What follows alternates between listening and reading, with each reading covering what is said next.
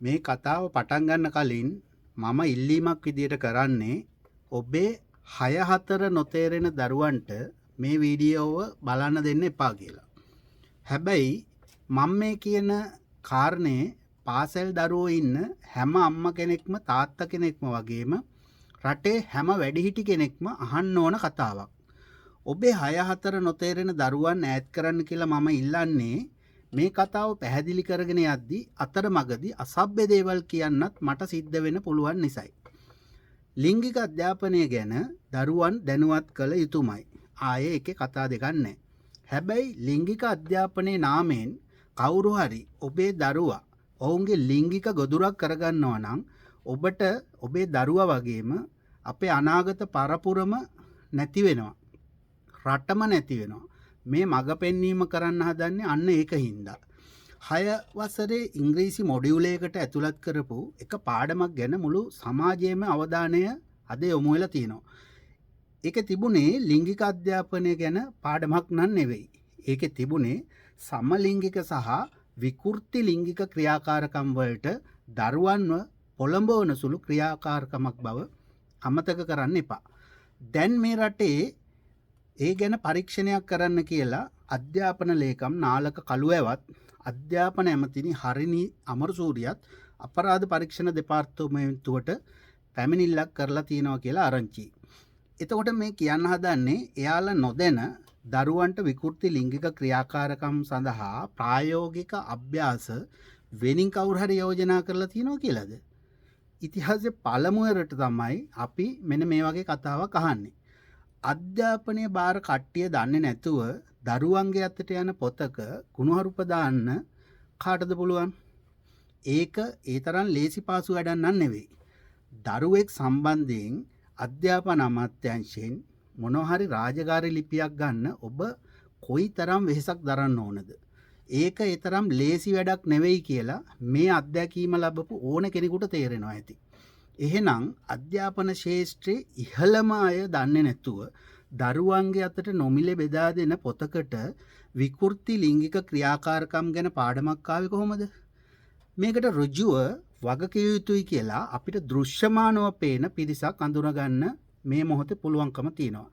එයින් පළමුවෙනි පිරිස තමයි ජාතික අධ්‍යාපන ආයතනයේ අධ්‍යක්ෂ ජෙනරාල් සහ ජාතික අධ්‍යාපන ආයතනයේ ඉන්න විෂයමාලා සංවර්ධනයට ඉන්න අධ්‍යාපනඥයින් කියන කට්ටිය. ඒ වගේම මේ පෙළපොත්වල අන්තර්ගතය හදන්න වෙනමම උපදේශක මණ්ඩලත් ඉන්නවා. ඔය පොතේ ඉස්සරහා නම සඳහන් වෙලා තියෙන්නේ අන්න ඒ අයගේ තමයි. හැබැයි මේ වගේ දෙයක් එයාලට විතරක් තනියෙන් කරන්න පුළුවන් දෙයක් නෙවෙයි. මේකට අධ්‍යාපන අමාත්‍යාංශයේ ඍජු අනුමැතිය දායකත්වය ලැබෙන්නම ඕන. අවසානයේ මේ වගකීම පැවරෙන්නේ අධ්‍යාපන ප්‍රකාශන දෙපාර්තමේන්තුවට. ඔවුන් තමයි මෙන්න මේ පොත් වල පෙරමුද්‍රණ කටයුතු සහ මුද්‍රණය කරලා බෙදා හැරීම කරගෙන යන්නේ. මම තව පොඩි කතාවක් කියන්නම්.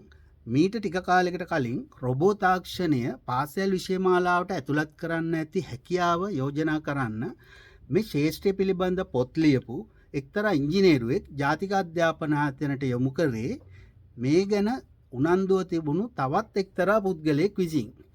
මේ කියන කාලේ ජාතික අධ්‍යාපන ආයතනයේ අධ්‍යක්ෂ ජෙනරාල් විදියට හිටියේ සුනිල් ජයන්ත නවරත්න මහත්තයා. දින කීපයක් පුළුල්ලෙම කරපු සාකච්ඡා සහ අධ්‍යයන වලින් පස්සේ සුනිල් ජයන්තට අවශ්‍ය වුණා රොබෝ තාක්ෂණය පාසල් විෂය ධාරාවට ගේන්න. ඒත් කියන කනගාටුයි මම අර සඳහන් කරපු රොබෝ තාක්ෂණ ඉංජිනේරුව විතරක් නෙවෙයි සුනිල් ජයන්තටත් ඒ වැඩේ එපා වෙන තැනට තමයි සුනිල් ජයන්තට පහලින් හිටපු ජාතික අධ්‍යාපන ආයතනයේ අධ්‍යාපනඥයන්යයි කියාගත්තු කටයුතු කළේ. ඒ තරම් කාලකන්ණි නිලධාරි පිරිසක් තමයි මෙන්න මේ ආයතනවල ඉන්නේ. හෙට ලෝකයට අවශ්‍ය රොබෝ තාක්ෂණය ගැන කතා කරන්නවත් කැමති නැති වුණු ආයතනයක් ඇතුළෙන් තමයි මෙන්න මේ සමලිංගික ක්‍රියාකාරකම් ගැන ප්‍රායෝගික අභ්‍යාස පෙළපොත්වලට දාන්න තීන්දුව ගන්නෙ. අපි ඉස්සෙල්ලා කියපු විදිහට අධ්‍යාපන අමාත්‍යාංශය, ජාතික අධ්‍යාපන ආයතනයේ, විෂයමාලා සංවර්ධන කමිටු සමාජිකයන්, සම්පත්දායකින් කියන මේ කණ්ඩායම් වලින් කවුරු හරි මේ සමලිංගික පාඩමට යම් විරෝධයක් දැක්වුවා නම් ඒක මේ ක්‍රියාවලියේ කොතනකදී හරි සාකච්ඡාවට භාජනය වෙනවා. යටත් පිරිසෙන් සංශෝධනය වෙන්න හරි සම්භාවිතාවක් තිබුණා. ඒත් එහෙම උනේ නෑනේ. උලපනේ හාමුදුරුවෝ මේක පෙන්නලා දෙනකන් වගකීම් දරන කිසි කෙනෙක් මේක පෙන්නලා දුන්නේ නෑ. මේ කුණුහරුප මොඩුවිලය ගැන වගේම ඒක හදන්න දායක වුණු ඒ පොතේ ඉස්සරහ පිටුවල නම් සඳහන් වුණු උගත්තු ටික ගැනත් දැන් කවුරුත් කතා කරන්න පටන් අරන්. හැබැයි මේ සමලිංගික ප්‍රවණතාවය පටන් ගත්තේ කොහෙන්ද කියලා අපි හොයාගත්තේ නැත්නම් මේ වැඩපිළිවෙලේ මහමොලකාරය හොයාගන්න අපිට බැරි වෙනවා. ඇත්තටම මේ සමලිංගික ප්‍රවණතාව කාලෙක ඉඳන් හැංගි කරගෙන ගියපු ක්‍රියාවලියක්. මේක ඇතුලේ සාමාන්‍යකරණය කරලා ස්ත්‍රී පුරුෂ ලිංගිකත්වයට සමාන මට්ටමක් දීලා යුක්ති සහගත කරන්න පටන් ගත්තේ මේ ආණ්ඩුව බලයට පත් වෙන්න ආසන්න කාලේ ඉඳන් තමයි. වත්මන් අගමැතිතුමිය රූපවාහිනී සංවාද ගණනාවකදී මේ ප්‍රතිපත්තියට ඇගේ තියෙන පක්ෂපාතීත්වය ගැන ඉතා පැහැදිලිව කිව්වා අපිට මතකයි. එහෙම කියලා විතරක් නතරුනේ නැහැ. මෙන්න මේ පොහොසත් රටක් ලස්සන ජීවිතයක් කියන මාලිමා ප්‍රතිපත්ති ප්‍රකාශනයේ පිටු ගණනාවකම සමලිංගික කටයුතු නීතිගත කිරීම ගැන සඳහන් වෙනවා. ඒකේ නිදහස් ස්ත්‍රී පුරුෂ සමාජභාවයක් සාධාරණ මිනිස් අනන්‍යතාවයක් කියන කොටස ඇතුලේ 75 වෙනි පිටුවේ මෙන්න මෙහෙම තියෙනවා. ස්ත්‍රී පුරුෂ සමාජභාවී අනන්‍යතා සහ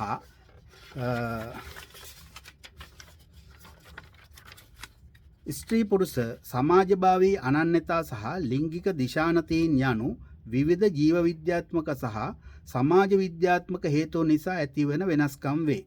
එහෙත් ශ්‍රී ලංකාවේ එම කණ්ඩායම් සමාජයේ බොහෝ තැන්වලදී හිංසනයට වෙනස් කොට සැලකීමට සහ ආන්තිකකරණයට ලක් වෙනවා. එමෙන්ම ඇතැම් යටත් විජිත නීති සමහර ආයතනික රාමු ඇතැම් සමාජ සංස්ථාවන්හි අගතිගාමී මතවාද පසුගාමී සංස්කෘතික අදහස් නිසා සමරිසි සහ සංක්‍රාන්ති සමාජභාවී ජනකොටස් වලට යුක්තියේ ප්‍රවේශය අහිමි කරනු ලැබ තිබේ. සියල්ලන්ටම එකසේ සමානත්වතාවයුතුව සලකන සාධාරණ සමාජයක් තුළ කිසිදු ජන කණ්ඩායමක් ඔවුන්ගේ අනන්‍යතා හෝ ලිංගික දිශානතිය හේතුවෙන් ආන්තිකකරණයට ලක් නොවිය යුතුය. මෙන්න මෙහෙම තමයි මාලිමා ප්‍රතිපත්ති ප්‍රකාශනයේ පූරිකාට පස්සේ සඳහන් කරලා තියෙන්නේ. ඒ වගේම මෙන්න මේ තත්ත්වයන් වළක්ව ගන්න ඕන ක්‍රියාමාර්ග මොනවද කියලා ඒ ප්‍රතිපත්ති ප්‍රකාශනයේම 77 සහ 78 පිටුවල මෙන්න මේ විදිහට තියෙනවා. ආණ්ඩුක්‍රම ව්‍යවස්ථාවේ සමානාත්මතාවය පිළිබඳ අයිතිවාසිකම් පුළුල් කරමින් ස්ත්‍රී පුරුෂ සමාජභාවී අනන්‍යතාව සහ ලිංගික දිශානතිය මත වෙනස් කොට නොසලකන බවට තහවුරු කිරීම. මේ ස්ත්‍රී පුරුෂ හැරුණම ලිංගික දිශානතිය කියලා සඳහන් කරන්නේ සමලිංගික සහ නපුංසලිංග දිශානතිය බව ඔබ දැනගත යුතුයි. ඊළඟ කෑල්ල තමයි තවත් රසවත්. එතන තියෙනවා සමරිසි සහ සංක්‍රාන්ති සමාජභාවී ප්‍රජාවට විශේෂිත වන සෞඛ්‍ය සේවා, නෛතික සේවා, සමාජාරක්ෂණය වැනි රාජ්‍ය සේවා සහ යුක්තිය සඳහා වන ප්‍රවේශය ඉහළ නැංවීමට කටයුතු කරනවා කියලා. එයින් අතර වෙන්නෙත් නැහැ. ඔය කියන කණ්ඩායම වෙනුවෙන් තවත් යෝජනාවක් තියෙනවා. මානව හිමිකම් කොමිෂන් සභාව, නීති ආධාර කොමිෂන් සභාව ඇතුළු අදාළ ආයතනවල විවිධ අනන්‍යතා සහිත කණ්ඩායම් වල අයිතිවාසිකම් තහවුරු කරන නීති සහ කාර්යපටිපාටි සහ ආයතනික ප්‍රතිසංස්කරණ හඳුන්වා දෙනවා කියලත් මෙන්න මේ ප්‍රතිපත්ති ප්‍රකාශනය ඇතුලේ තියෙනවා. තවත් තියෙනවා. නීතිය ක්‍රියාත්මක කරන ආයතන ඇතුළු රජයේ සේවයේ සියලු නිලධාරීන්ට ස්ත්‍රී පුරුෂ සමාජභාවී අනන්‍යතා සහිත කණ්ඩායම් සමග ගනුදෙනු කිරීම සම්බන්ධයෙන් ප්‍රමිති සහ ආචාර ධර්ම පද්ධතියක් හඳුන්වා දෙනවා කියලා තමයි කියන්නේ. මොකක්ද ඒ කියන්නේ? සමරසි පොරවල් එක්ක රාජ්‍ය සේවකයන්ට කටයුතු කරන්න ඕන මොන විදියටද කියන එක ගැන උපදෙස් සහිත චක්‍රලේඛ ගහන එක ගැන වෙන්න පුළුවන් ඒ කියන්නේ. ඒ මදිවට මේ ආන්තිකකරණයට ලක්වුණු කණ්ඩායම් වල අයිතිවාසිකම් ආරක්ෂා කරන්න විශේෂිත ලේකම් කාර්යාලයකුත් ස්ථාපිත කරනවා කියලා තියෙනවා. මේ ලේකම් කාර්යාලයේ ජොබ් වලට ඉන්ටර්වයුව නැතුව ගන්න පුළුවන් සුදුසුකම් තියෙන අය නම් මේ ආණ්ඩුවේ දැන් ඕන තරම් ඉන්න බව පේන්න තියෙනවා. ළඟදී උපදේශකකමක් දෙන්න මේ පුළුවන් ජාතිය කෙනෙකුත් මේ ආණ්ඩුවට එකතු වෙලා තියෙනවා. එතුමා ගොඩාක්ම ප්‍රසිද්ධ වෙලා තියෙන්නේ මේ රගර් ෂූස් දීලා රගර් කණ්ඩායම් වල දරුවන්ව සුප්පු කරන එකට තමයි. ඒ විතරක් නෙවෙයි මාලිමාව තරුණයන් ඉලක්ක කරගෙන තවත් ප්‍රතිපත්ති ප්‍රකාශනයක් එළි දැක්වුවා. ඒකේ නම තෘප්තිමත් තාරුණ්‍යයක් නිවහල් චින්තනයක් කියලා. මේ තියෙන්නේ ඒක. ඒකේ දැක්ම විදියට කියලා තියෙන්නේ ජාතික පුනරුද්ධයේ පෙරගමන්කරුවන් වන නවීන ශ්‍රී ලාංකේය තාරුණ්‍යයක් ගොඩනගමු කියන එක තමයි. මේකේ අන්තිම හරියේ තියෙනවා වෙනස් නමුත් සමානයි කියලා පරිච්ඡේදයක්. ඒක පූර්විකාව පටන් ගන්නේ ස්ත්‍රී පුරුෂ සමාජභාවය සහ ලිංගික දිශානතිය කියන මාතෘකාවකින්. ඒකේ මෙන්න මෙහෙම සඳහන් වෙනවා. සමාජය තුළ ජීවත් වන අතිමහත් පිරිසකට සිය ස්ත්‍රී පුරුෂ සමාජභාවයේ අනන්‍යතාව හෝ ලිංගික දිශානතිය හෝ හේතුන් නිසා බොහෝ අවස්ථා අහිමි වෙනවා. නිවසේදී පමණක් නොව පාසලේදී වැඩබිමේදී ඒ වගේම දේශපාලනය ඇතුළු පොදු සමාජයේදීත් මෙන්න මේ වෙනස් කොට සැලකීම ලැබෙනවලු මේ කට්ටියන්ට. එතකොට ඒ අයට හිංසනයට මුහුණ දෙන්නත් වෙනවලු.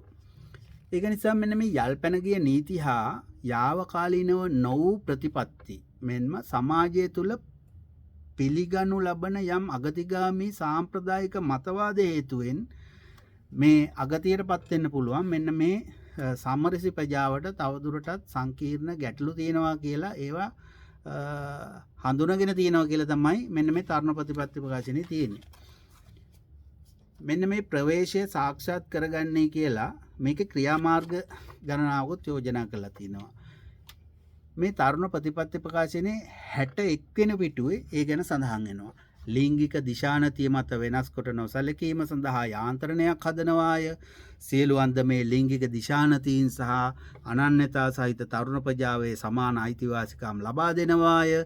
ලිංගික දිශානතිය සම්බන්ධයෙන් පවතින හානිකර සහ අගතිගාමී මතවාදවලට එරෙහිව කලාව සහ මාධ්‍ය උපයෝගී කරගන්න විකල්ප සහ ප්‍රගතිශීලී මතවාද ගොඩනගනවාය කියලා මේ තරුණ ප්‍රතිපත්ති ප්‍රකාශනයේ සඳහන් වෙනවා.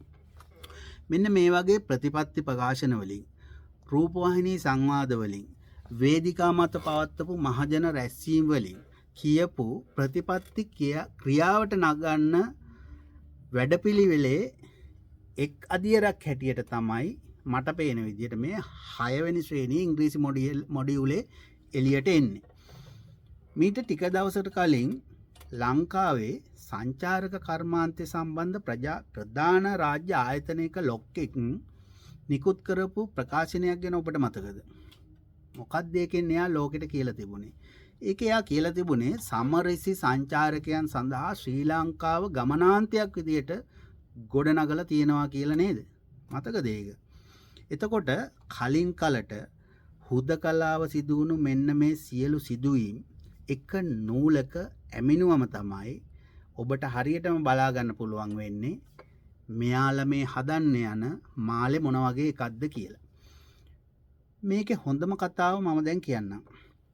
ඔබට මතකද මීට ටික දවසකට කලින් එක්තරා අමුතු වෙළඳ දැන්වීමක් රූපවාහිනියේ ප්‍රචාරය වුණා. ඒ දැන්වීමට ආපු සමාජ විරෝධයේ හින්දා ඔවුන් රටේ මිනිසුන්ගේ සමාවරන් ඒක අකුලගත්ත නේද? ඒ දැන්වීම හැදුවේ තේ නිෂ්පාදන ආයතනයකින්. ඔබ දැන් කල්පනා කරලා බලන්න තේ කුඩු විකුණන්න මේ සමාගමට ලිංගිකත්වය අවශ්‍යුණේයි කියලා.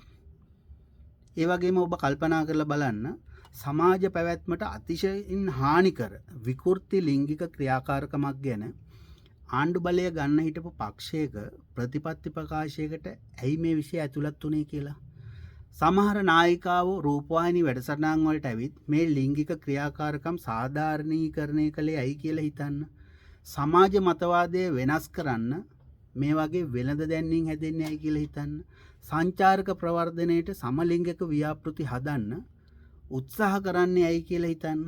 ඒ ක්‍රියාවලිය ASCII ඉස්කෝලේ දරුවන්ගේ පෙළ පොත්වලට මේ කාරණා එන්නේ ඇයි? මේවා හම්බු සිදුවීම් කියලා ඔබට හිතන්න පුළුවන්ද?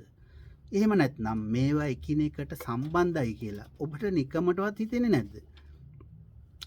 මම ඔබෙන් අහන ප්‍රශ්නේ එච්චරයි. මම දැන් මගේ සොයා ගැනීම ඔබට කියන්නම්. සමලිංගික ඇසුර ප්‍රිය කරන ගැනුම්කරුවන් ගනුදෙනුකරුවන් අතරේ ප්‍රවර්ධනය කෙරෙන ලිංගික සංතර්පණය සඳහා නිෂ්පාදනය වන භාණ්ඩ සහ එවැගේම විකෘති ලිංගික කටයුතු සඳහා යොදා ගන්න උපකරණ වලට අද ලෝකේ අලුත් වෙළඳ පොලක් නිර්මාණය වෙලා තියෙනවා කියලා ඔබ සමහර විට දන්නේ නැතුව ඇති. ඒ වගේම මේ ශේෂ්ත්‍රය වෙනුවෙන් නිෂ්පාදනය වෙන ඖෂධ වර්ග ගණනාවකුත් තියෙනවා කියලා සමහර විට ඔබ දන්නේ නැතුව ඇති. විශේෂයෙන් සමලිංගික ක්‍රියාකාරකම් වලදී මුඛ සංසර්ගය එහෙම නැත්නම් අදෝමුඛ සංසර්ගය ආශ්‍රිතව බෝ වෙන රෝග ගණනාවක් තියෙනවා. මේ වයින් ඇතැම් ලිංගික රෝග මේ ලිංගික ලෝලීන් වෙලා ඉන්න පිරිස අතරින් 85%කට වැඩි පිරිසකට බෝවීමේ තත්ත්වයකුත් තියෙනවා කියලා සොයාගෙන තියෙනවා. මේ වගේ වෛරස් රෝග පාලනය කරන්න මේ සමරිසි ප්‍රවර්ධනය කරන සමාගම් විසින්ම ඖෂධය නිෂ්පාදනය කරන බව ඔබ සමහර විට දන්නේ නැතුව ඇති. ඒ වගේ ඖෂධ නිෂ්පාදන බෙදා හැරීමේ සමාගමක් දැන් ලංකාවේ තමන්ගේ ව්‍යාපාර මෙහෙයුම් ආරම්භ කරලා තියෙනවා. හැබැයි මේ මිලාදික ඖෂධ වලට ලංකාවේ වෙළඳපොළ තාමත් පුළුල් විදියට සකස් වෙලා නැහැ. ඒ කියන්නේ ලංකාවේ සමරිසි ශ්‍රමිකයන් සමාගම අපේක්ෂා කරන තරම් තවම ඉහළ මට්ටමක නැහැ. ඒ නිසා මේ ඖෂධ ආනයනය කරන ශ්‍රී ලංකාවේ සමාගම ඉතා ශූර විදියට එයාලගේ ප්‍රමෝෂන් එකට සූක්ෂම විදියට ඔබේ දරුවා ඉලක්ක කරගෙන තියෙනවා. ඒ කියන්නේ එයාලගේ කස්ටමර් බේස් එක එයාලා දැන් හදාගෙන යනවා. මේ වෙළඳ ප්‍රචාරණයේ කොටස්කරුවන් විදියට දැන හෝ නොදැන යම් පිරිසකුත් ක්‍රියාත්මක වෙනවා. ඒ සම්බන්ධයෙන් සංවේදී සහ ගවේෂණවේදී මිනිසුන් මේ රටේ ඉන්න බව විතරක් මේ සමාගමටත් හවුල්කරුවන්ටත් අපි මතක් කර දෙන්න අවශ්‍යයි මේ වෙලාවේ. එයාට තවත් පණිවිඩයක් දෙන්න අවශ්‍යයි. මේ තොරතුරු දන්න අය අතරේ මා හැර තවත් ගණනාවක්ම ඉන්න බවත් කියන්න ඕන. මම නැතත් ඒ අය වුණත් ඉදිරියේදී මේකට එරෙහිව සටන් කරાવી. මේ කතාව අහගෙන ඉඳපු පාසල් දරුවන් ඉන්න අම්මලා තාත්තලා විතරක් නෙවෙයි සංවේදී හැම අයගෙන්ම මම ඉල්ලන්නේ අධ්‍යාපන අමාත්‍යාංශයේ පැත්තෙන් වෙන්න ගියපු විනාශයට එයාලා වග කියන්නෙත් නැත්තම් වග වෙන්නෙත් නැත්තම් සමාව ගන්නෙත් නැත්තම් පරීක්ෂණයකට සහායක් විදියට ඉල්ලාස් වෙන්නෙත් නැත්තම් අපේ දරුවන්ට තුනුරුවන්ගේ පිහිටයි කියලා විතරක් ඉන්න එපා කියන එක තමයි මගේ ඉල්ලීම. දරුවෝ ආණ්ඩුවේ නෙවෙයිනේ දරුවෝ අපේ.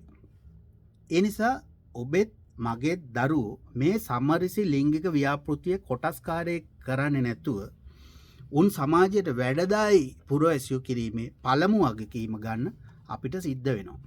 එහෙම නොකරොත් දෙමව්පියන් හැටියට අපිට අපේ දුව දීග දෙන දවසට හොයන්න වෙයි මගේ දුව දෙන කොල්ලා හෝමෝසෙක්ෂුවල්ද කියලා. ඒ කියන්නේ කොළුකාරයෙක්ද නැද්ද කියලා. මගේ පුතාට ලැබෙන කෙල්ල ලෙස්බියන්ද කියලා. එහෙම හොයන්නේ නැතුව දීග දුන්නම තමයි කසාද ගෑණි කාමරේ තියලා ඩ්‍රයිවරුත් එක්ක ලිංගික සම්බන්ධතා පවත්වන මහත්තුරු ගැන සමාජයේ අද අපිට ආන්න දකින්න ලැබෙන්නේ. ඒක නිසා ඔබේ දරුවා දොස්තර වුණත් ඉංජිනේරු වුණත් ජනාධිපති වුණත් වැඩක් වෙන්නේ නැහැ. උන්ට ගෑණියෙක් එක්ක බුදියන්න බැරි එකෙන්න. පවුල් කන්න බැරි නම් දරුවෝ හදලා තමන්ගේ ජාතිය බෝ කරගන්න උන්ට බැරි නම් වැඩක් නැහැ. එහෙම වුණොත් රටක් ඉතුරු වෙන්නේත් නැහැ. ජාතියක් ඉතුරු වෙන්නේත් නැහැ. දැනටමත් ඇතැම් පාසල්වල ඇතැම් විෂයන් උගන්වන ඇතැම් ගුරුවරු මේ සමරිසි කටයුතු වලට දරුවෝ යොදා ගන්න අවස්ථා අපිට වාර්තා වෙලා තියෙනවා. ඇතැම් සෞන්දර්ය විෂයන් වගේම ඇතැම් ක්‍රීඩා ක්‍රියාකාරකම් ගැන ඔබ අවදියෙන් ඉන්න ඕන කියලා මම ඔබට යෝජනා කරනවා. ඒ නිසා ඔබේ දරුවාට ඇතැම් විට පාසල ක්‍රීඩාංගනේ 100% ආරක්ෂාකාරී නැති බව මතක තියාගන්න කියලාත් ඔබට කියනවා. පන්සල පල්ලිය කෝවිල 100% ආරක්ෂාකාරී නැති බවත් ඔබේ දරුවට ටියුෂන් දෙන්න ගෙදරට එන ගුරුවරයා 100% ආරක්ෂාකාරීදයි අවධානයෙන් සිටින ලෙසත් මම කියනවා. ඔබේ දරුවා සෙනග පිරිච්ච බස් එකක හිටගෙන යනකොට වගේම සෙනග අඩු බස් රථයක වාඩි වෙලා යනකොටත් ඔවුන්ගේ ළඟින් වාඩි වෙන කෙනා සමරිසියෙක් හෝ ලිංගික අසහනකාරයෙක් විය හැකි බව මතක තියාගෙන කටයුතු කරන්න කියලත් මම ඔබට කියනවා. ඒ වගේම ඔබේ ආරක්ෂකයන් හිතාගෙන නිවසේ නතර කරගෙන ඉන්න පවුලේ හරි පවුලේ නොවන හැම දෙනාගෙන්ම ඔබේ දරුවා 100%ක් ආරක්ෂාකාරී නැති බවත් මම සිහිපත් කරනවා. මේ දේවල් ගැන ඔබේ ක්‍රමවේදයකට අනුව දරුවන් දැනුවත් කරන්න කියලත් අපි ඉල්ලනවා. ලිංගික සංක්‍රාන්තිකයන්ට වෙනස් කොට නොසලකන්නත් සම රිසියන්ගේ කාලකන්ණි විකෘති ලිංගික ව්‍යාපෘතියේ කොටස්කරුවෙක් නොවීමේ කුසලතාවයත් ඔබ ඔබේ දරුවාට කියා දිය යුතුමයි. විශේෂම දේ තමයි අත්දැකීම් අඩු දුර්වල මිනිස්සු මේ රටේ පාලනයේ හිණිපෙත්තේ ඉන්නකොට ඔවුන්ගේ පාලන බලයෙන් ප්‍රයෝජන ගන්න අපි නොදන්න රටට නොපෙනෙන පිරිසක් බව අමතක කරන්න හොඳ නැහැ. ඒ වගේ පාලකයන් තුල දරුවෝ විතරක් නෙවෙයි ඔබත් අපිත් හැමෝම අනාරක්ෂිත බව මතක තියාගන්න කියලා මම මේ වෙලාවේ කියනවා. ඒ නිසා මේ ආණ්ඩුවෙන් රටවැසිය විදියට අපි වැඳලා එක ඉල්ලීමක් කරන්න ඕන. ඔයාලගේ වින්දනය වෙනුවෙන් කරන ඕනම දෙයක් කාමර ඇතුලේ හොරෙන් කරගත්තට අපේ කිසිම තරහක් අමනාපයක් නැහැ. හැබැයි ඔයාලා මේ රටේ සිස්ටම් වෙනස් කරන්නයි කියලා පාදර සමාජයක් නම් අපේ දරුවන්ගේ පිට පටවන්න එපා කියලා අපි කාරුණිකව ඉල්ලනවා. ඒ වගේම සංවේදී විෂයන් සංශෝධනය කරන්න උඹලට බැහැයි කියලාත් අපි කියනවා. එහෙම නැත්නම් උඹලා ඒකට සුදුසු නැහැ කියලාත් කියනවා. ඒක තමයි අපේ තර්කය. බොහොම ස්තුතියි.